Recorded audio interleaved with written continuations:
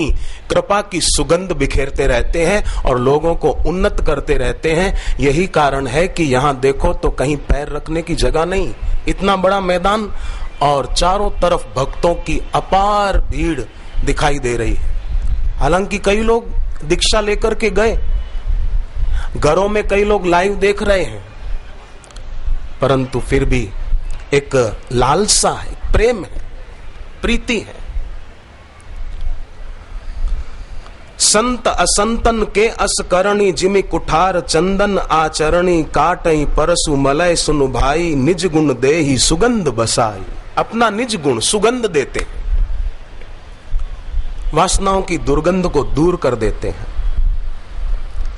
विषय अलंपट, लंपट नहीं है, अलंपट। और उनका सुमिरन जो करे, देश विदेश में बसने वाले भक्त बताते हैं कि गुरुदेव की तस्वीर जहां पूजा की जगह पर रखी होती है, वहां हम सुबह उनको एकटक निहारते हैं तो हमारे अंदर भी गुरुदेव के दैवी गुण, प्रसन्नता, समता, ये सब आने लगते हैं।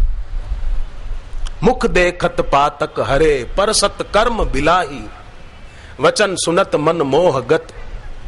वचन सुनते हैं तो मोह चला जाता है, उनका मुख देखते हैं तो पातक हरे परसत कर्म बिलाही। गुरु गीता का एक श्लोक है, आपको याद आ जाएगा जो पढ़ते हैं।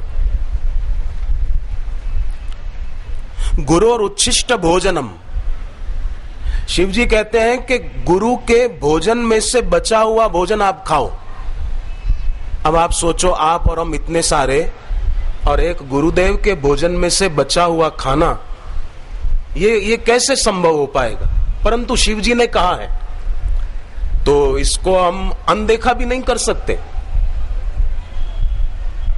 बड़ा सुंदर संकेत है भगवान शिव जी का इन वचनों में।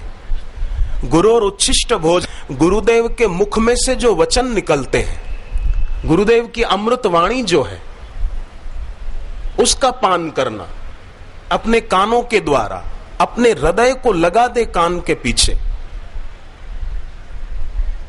सिकंदर का नाम आपने सुना है।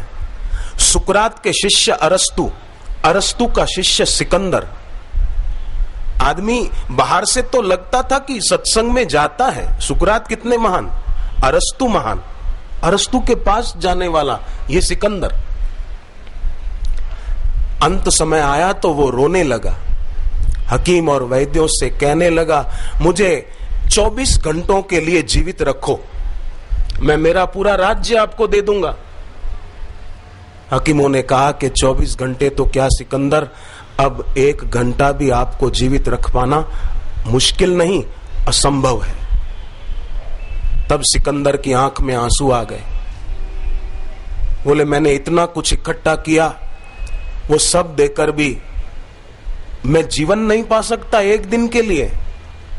काश मुझे ये पहले से पता होता तो मैं अरस्तु की बात मान लेता, डायोजनीस की बात मान लेता।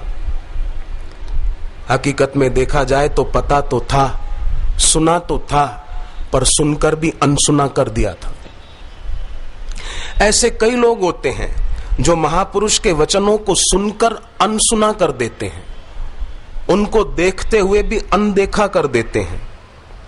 क्यों ऐसा क्यों करते हैं? कि खलन हृदय अति ताप विशेषी जरहि सदा पर संपत्ति देखी। उनके हृदय में ताप होता है कि इन संत का इतना यश कैसे हो गया, इनको इतने लाखों करोड़ों लोग कैसे मानते हैं, करोड़ों लोग इनकी वाणी क्यों सुनते हैं, क्यों चाहते हैं। खलन हृदय अति ताप विशेषी, जहां कहूं निंदा सुनहु पराई, हर्षहि मनहु परिनिधि पाई। निंदा करने में, सुनने में मानो खजाना पा लिया, ऐसा उनको लगता है। परंतु बड़ा घाटे का काम ऐसे लोगों के द्वारा होता है। परंतु जो भक्त होते हैं वो जानते हैं कि जैसे धरती का गुरुत्वाकर्षण होता है, ऐसे गुरु का भी गुरुत्वाकर्षण होता है। धरती का गुरुत्वाकर्षण नीचे की ओर खींचता है और सदगुरु का गुरुत्वाकर्षण वो ऊंचा उठाता है आध्यात्मिकता में। ये गुरु का गुरुत्वाकर्षण है कि बाहर से इतनी गर्मी लगते हुए भी हम भीतर एक शीतलता का, ईश्वरीय शांति का हम एहसास कर रहे हैं, अनुभव कर रहे हैं। ये कृपा है गुरु की, गुरु के गुरुत्वाकर्षण की। ऐसे महापुरुष के लिए सहजोबाई ने बहुत सुंदर कहा, जो सोवे तो शून्य में। ऐसे महापुरुष की निद्रा भी योग निद्रा है। और बापूजी कई बार सत्संग में योग निद्रा की बात बताते हैं। बापूजी चाहते हैं कि हमारा शयन काल भी साधन काल बन जाए। कितना गुरुदेव सोचते हैं कि नींद भी भक्ति बन जाए, हम सभी भक्तों की।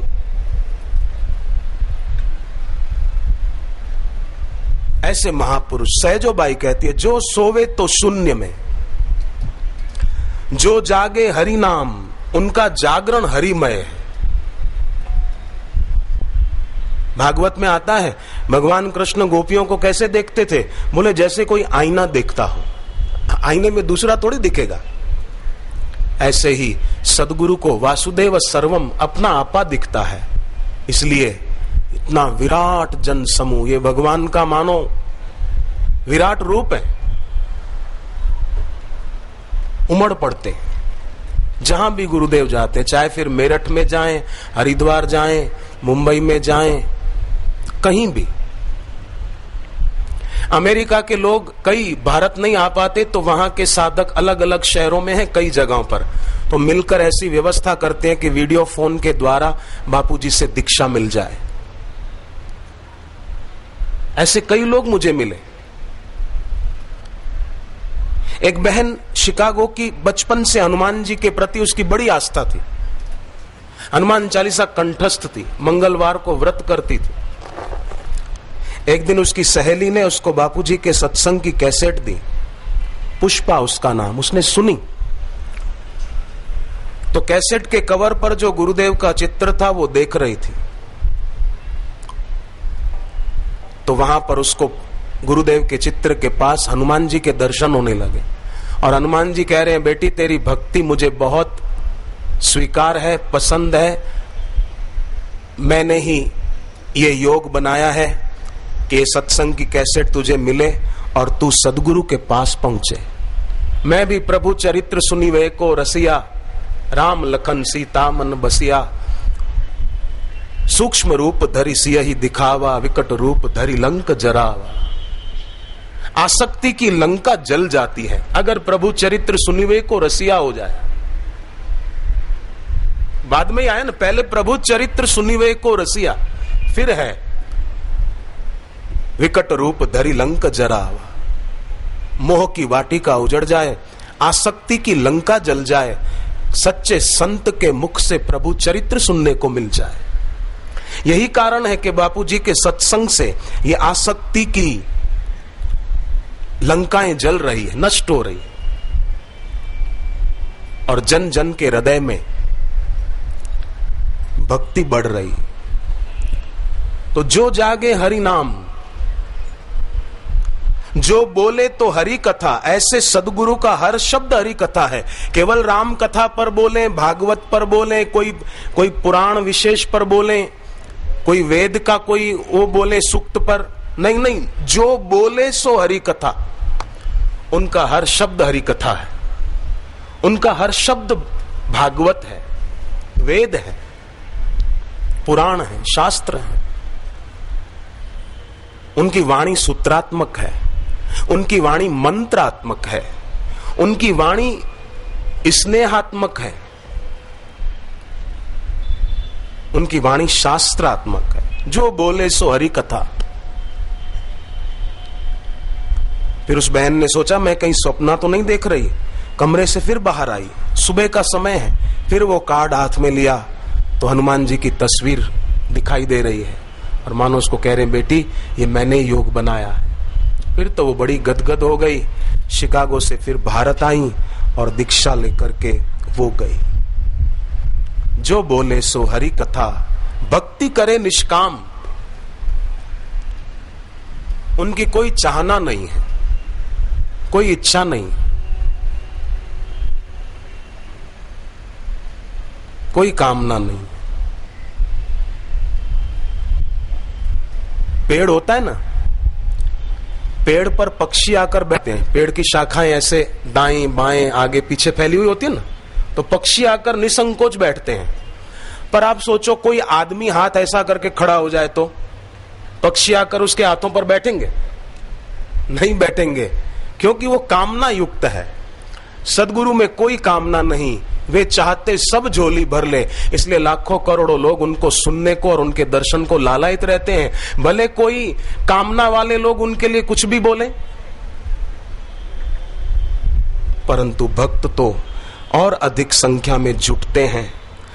पिछले दिनों कहीं भी सत्संग हुए बापूजी के, चाहे कोल्हापुर, चाहे पूरे महाराष्ट्र में, जहां कहीं भी, राजस्थान में